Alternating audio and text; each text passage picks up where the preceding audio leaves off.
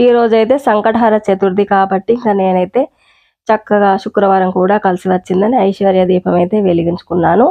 ఇంకా సంకటహర గణేశునికైతే ఇలాచి మాల వేశానండి. ఇంకా 9 ఇలాచీలతోనైతే దండ కుచ్చి వేశాను. ఇంకా స్వామివారికి చక్కగా అభిషేకం అయితే చేసుకున్నాను.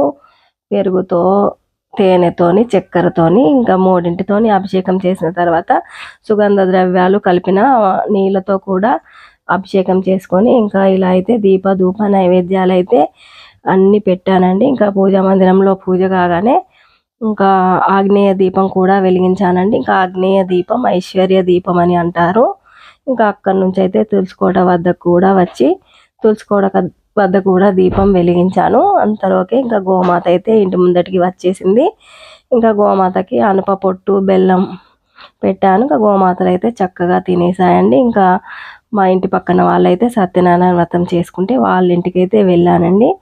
ఇంకా థ్యాంక్ యూ ఫ్రెండ్స్. మరి మా అను కేర్ ఆఫ్ సీను ఛానల్ని సబ్స్క్రైబ్ చేయండి, లైక్ చేయండి, షేర్ చేయండి. మరిన్ని వీడియోస్ కోసం వెయిట్ చేయండి. ఉంటానండి.